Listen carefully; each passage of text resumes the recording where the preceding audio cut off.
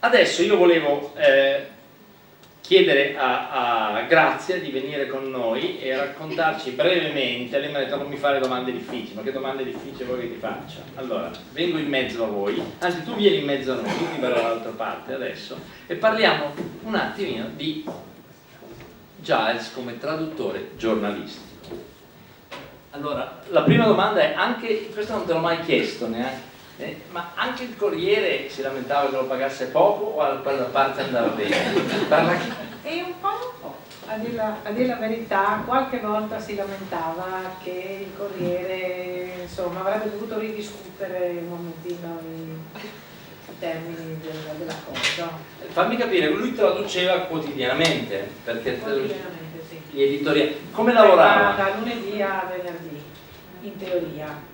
Avvicinati un po'. Poi c'erano sempre le eccezioni, me ne viene in mente una che perché sono qua gli amici che possono confermarlo, risale alla scorsa estate, più o meno era giugno credo, avevamo degli amici dall'Australia ed eravamo a pranzo assieme a questi amici là, sono là, e a pranzo a Ramandolo e nel mezzo del nostro pranzo è arrivata la telefonata dal Corriere che urgente c'era stata una pessima traduzione sull'intervista a Putin e bisognava assolutamente che Giles la facesse subito e quindi abbiamo dovuto finire il nostro pranzo in anticipo, salutare gli amici e andare a casa per tradurre l'intervista di Putin. Cioè, dove eravate a mangiare? A Ramandolo, in un posto bellissimo, una giornata bellissima. Ma dov'è il posto? Qui vicino? Sì, è vicino a Udine, sulla Tarcenzo. Cioè tu stai a mangiare in Friuli in un posto buonissimo la domenica e smetti per tradurre un'intervista a Putin!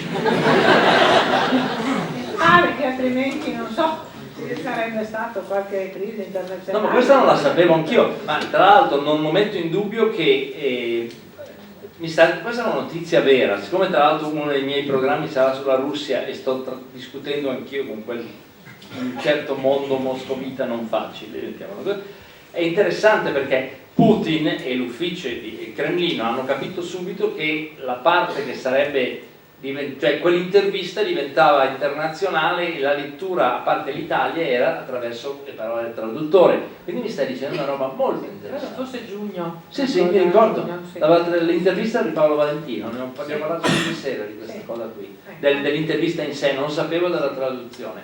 E quanto ci metteva a tradurre, diciamo, uno dei nostri, un commento del Corriere? Allora, dipendeva perché Giles ovviamente come tutti quelli che scrivono, lui poi leggeva anche molto, aveva le sue preferenze, quindi c'erano dei giornalisti o comunque dei collaboratori il cui stile era più consono a quello del Giles, diciamo più vicino al suo, in effetti, e che quindi venivano tradotti molto più velocemente e credo anche con più piacere. C'erano poi quelli un po' barocchi o addirittura rococò, come lui li chiamava, che facevano un po' a pugni con la struttura della lingua inglese, quindi anche con la struttura della lingua italiana. E che quindi ovviamente implicavano maggiore impegno e sui quali mentre traduceva spesso brontolava. C'erano dei temi che preferiva da altri, non so, la politica gli esteri, il costume, già la società, l'economia? No, posso dire che lui, come sai, era molto preciso, quindi se c'erano anche delle citazioni, lui si arrabbiava moltissimo se la citazione non era quotata correttamente, non c'era riferimento, quindi andava a cercarla, eccetera, eccetera. Citata, non quotata, si mette a fare ma che pensi? Vabbè che alla signora Watson si permette anche questo.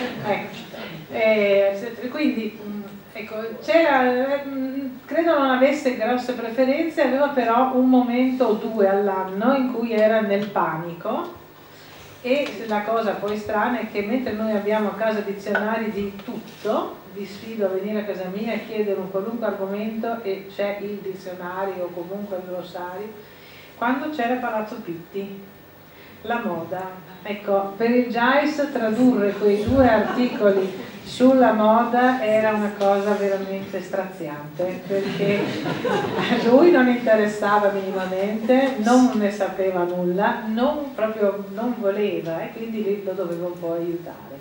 Questi erano gli piacevano molto, però sicuramente di quelli di costume, cioè dove un po' diciamo emergeva il carattere italiano e sì, ecco, queste erano di solito le cose che preferivo.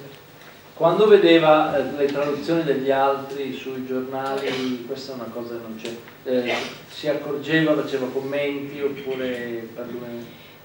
Ma notava a volte delle imprecisioni o così delle scivolate nello stile, sì, a volte sì.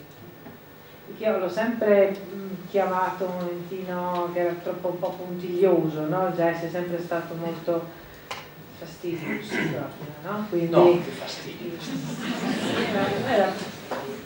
Non posso adesso dire qui la parola, insomma, viene in mente, però sicuramente ecco, andava proprio a cercare il cavillo, giustamente. Peraltro lui, e questo credo sia anche una cosa importante, lui riteneva e si arrabbiava di questo, quando negli articoli, voi per la fretta, voi insomma perché va un po' così oggi, c'erano degli errori sia anche proprio di battitura o comunque delle imprecisioni linguistiche, lui questo lo riteneva molto negativo perché oltre a un esempio di sciatteria lo riteneva molto ineducato nei confronti dei lettori.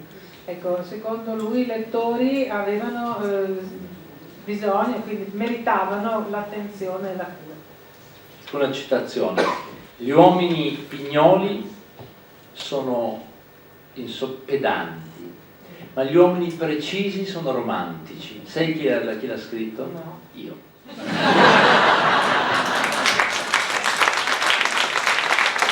Questo è l'ho fatto dire a chi ha visto lo spettacolo teatrale, magari si ricorda questa frase. Marta, la ragazza che nello spettacolo, l'attrice, dice per consolarmi: ma ho fatto tutto da solo, cioè io l'ho scritto e gliel'ho fatto recitare a lei. Marta è una ragazza di 28 anni, quando io continuo a essere noioso, a un certo punto facciamo un po' pace, lei mi dice questa frase: te la do per jazz perché è proprio così. Lui non era pignolo e certamente non era pedante, era preciso, e gli uomini precisi sono romantici. A lei, e con questo ringraziamo. Sei una fantastica da intervistare, è una delizia questa donna, è facilissimo, complimenti.